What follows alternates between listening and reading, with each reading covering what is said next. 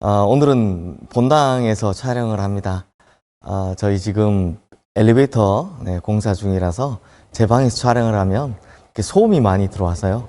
그래서 오늘은 본당에서 촬영을 하는데, 우리 본당이 이제 5주째 예배를 못 드리고 있기 때문에 굉장히 춥고 썰렁합니다. 우리 빨리 성도님들 뵐 수 있었으면 좋겠네요. 성도님들, 모든 성경 말씀은요, 각각의 강조점과 핵심을 가지고 있습니다. 즉, 전하고자 하는 정확한 메시지가 이 성경 말씀 안에 들어있다는 겁니다. 그래서 이 하나님 말씀에 접근할 때는 그 말씀이 강조하고자 하는 것을 정확하게 이해하지 않으면 엉뚱한 해석을 하고 또 오해를 낳습니다. 그래서 오늘은 좀 이 엉뚱한 해석에 관한 예를 먼저 하나 들려고 하는데요.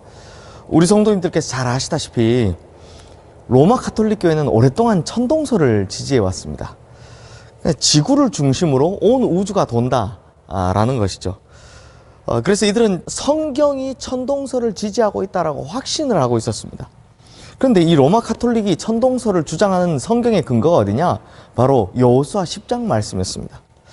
이 여호수아 10장이 무슨 내용이냐면요, 이스라엘 사람들과 아모리 사람들 사이에 전쟁이 벌어졌을 때 여호수아가 하나님께 기도하면서 태양아 멈춰라 라고 외친 것인데요, 이 가톨릭 교회가 예전 가톨릭 교회가 주장한 바에 의하면 만약 지동설이 맞다면 지구야 멈춰라 라고 소리쳤을 것이다 라는 것입니다. 진짜 웃기죠. 그런데 이 엉뚱한 해석 때문에 지구가 돈다는 지동설을 주장하는 많은 학자들을 죽이기도 했고, 또 갈릴레오 같은 학자들에게는 권력을 이용해서 강압적으로 천동설을 지지하도록 만들기도 했었습니다. 그런데 성도님들, 냉철하게 한번 살펴보십시오. 여호수아 10장의 말씀의 강조점이 천동설입니까? 아닙니다. 이 말씀의 강조점은 하나님의 전능하신 능력입니다. 요즘 제가 이 전쟁사에 관한 책들을 좀 보는데요, 이 전쟁사를 보면 참 재밌는 게 있습니다. 제1차 세계대전 전까지는 세상의 거의 모든 전쟁들은 해가 지면 다 멈췄습니다. 그러니까 여호수아도 승기를 잡았다 하더라도 해가 지면 거기서 우선 전쟁을 멈춰버렸어야 한다는 것이죠. 그런데 하나님의 전능하신 능력으로 말미암아 밝은 낮이 계속되어서 아모리 사람들을 완전히 멸절할 수 있었다라는 이 기적의 그 강조점이 있는 것입니다. 그러므로 이 잘못된 강조가 오해를 낳은 것이죠. 그런데 성도님들, 기독교 역사상 강조점이 잘못되어서 오해를 낳은 말씀이 이것 이외에도 참 많지만, 그 중에 대표적인 것 하나가 바로 오늘 본문 바로 앞에 있는 로마서 5장 20절 21절 말씀입니다. 우리 함께 보겠습니다. 율법이 들어온 것은 범죄를 더하게 하려 함이라. 그러나 죄가 더한 곳에 은혜가 더욱 넘쳤나니, 이는 죄가 사망 안에서 왕노릇한 것 같이 은혜도 또한 의로 말미암아 왕노릇하여 우리 주 예수 그리스도로 말미암아 영생에 이르게 하려 함이라. 그냥 들으면 아무 문제 없죠. 그런데 로마서 5장 20절 말씀의 마지막 부분인 죄가 더한 곳에 은혜가 더욱 넘쳤나니 라는 이 말씀이 가장 큰 오해를 낳은 말씀이었습니다. 이 말씀을 쉽게 풀어서 설명하면, 죄를 많이 지은 사람이 용서함을 받으면 그 감사와 감격이 더 크다라는 것입니다. 그런데 어떻게 오해를 했느냐? 내가 큰 은혜를 받으려면 죄를 많이 지어야 한다 라고 오해를 했다라는 것입니다. 그런데 성도님들, 이거 생각해보면 그렇게 어렵지 않습니다. 잘못한 것이 크고 많은데 그걸 용서받은 사람이 잘못한 것이 별로 없는 사람보다 더 큰 감격과 감사가 있는 것, 이거 당연한 것 아니겠습니까? 그래서 예수님께서도 보면요, 이와 똑같은 비유를 드십니다. 누가복음 7장 36절 이하에 보면 예수님께서 어떤 한 바리새인의 집에 초청을 받아 식사를 하러 가시게 됩니다. 그때 이 죄인이라 불리던 한 여인이 와서 예수님의 발에 향유를 붓고 정말 눈물로 그 발을 씻겨드립니다. 그런데 이 모습을 바라보던 바리새인이 이 속으로요, 이 사람이 만일 선지자라면 자기를 만지는 이 여자가 누구며 어떠한 자 곧 죄인인 줄 알았으리라 라고 생각을 합니다. 그런데 이 마음을 간파하신 예수님께서 이 바리새인에게 이렇게 물어보십니다. 시몬아, 500데나리온 빚진 자가 있고 50데나리온 빚진 자가 있어.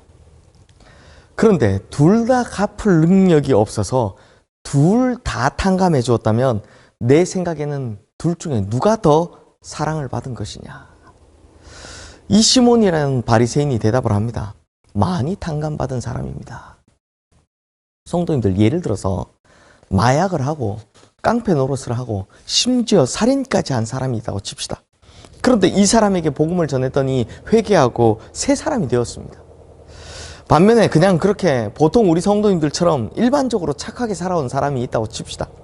그리고 이 사람에게 또 복음을 전했더니 이 사람도 회개하고 새 사람이 되었습니다. 그러면 이 두 사람 중에 회개하고 돌아설 때 누구에게 더 큰 감격이 있겠습니까? 당연히 많이 사함을 받은 사람이 더 많은 감격이 주어지는 것입니다. 이것이 바로 죄가 더한 곳에 은혜가 넘쳤나니 라는 말의 정확한 해석인 것입니다. 그리고 이 말씀의 또 다른 강조점은요, 아무리 큰 죄라고 할지라도 은혜를 이기는 죄는 없다라는 것입니다.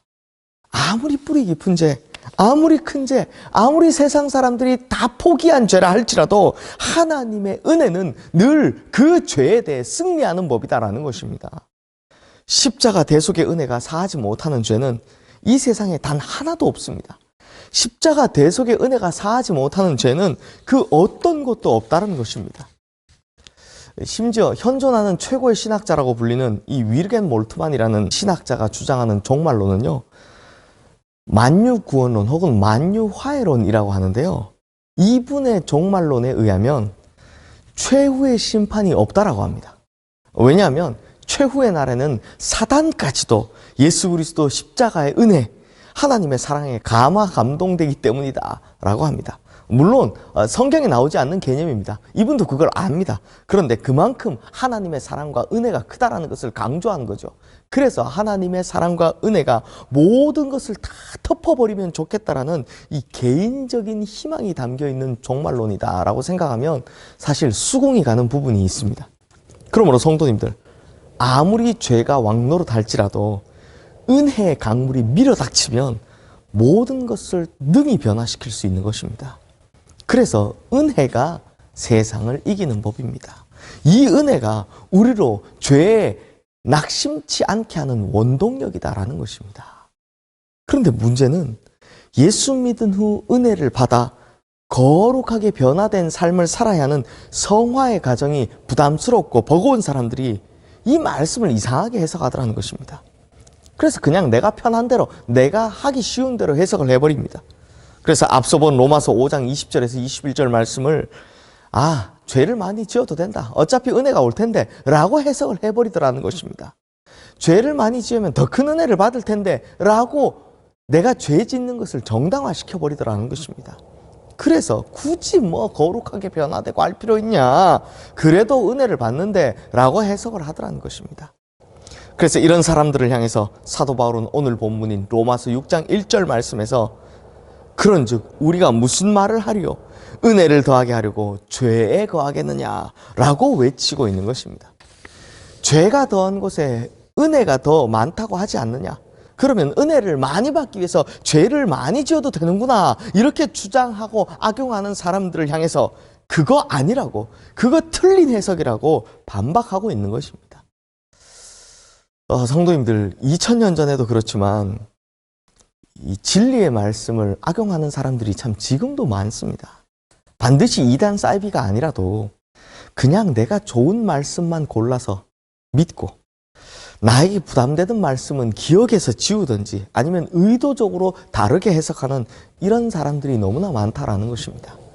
그러므로 성도님들, 진리의 말씀은 진리의 말씀 그대로 믿으시고, 특별히 오늘 말씀처럼 우리에게 임한 큰 은혜로 인하여 오히려 감사와 감격을 크게 느끼시는 우리 성도님들 되시기를 주님의 이름으로 축원합니다. 기도하겠습니다. 하나님 아버지, 죄가 많은 곳에 더 큰 은혜가 임한다라고 합니다.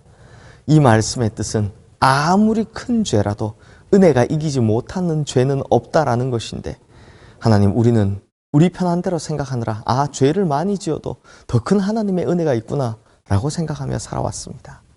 주님, 이 해석이 틀렸다는 것을 알면서도 우리의 마음 내면 깊은 곳에서는 나도 모르게 이것이 맞다는 생각을 하며 살아왔다는 것을 고백합니다.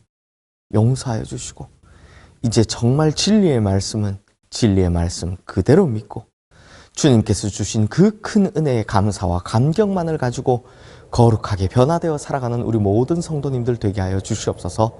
예수 그리스도 이름으로 기도드리옵나이다. 아멘.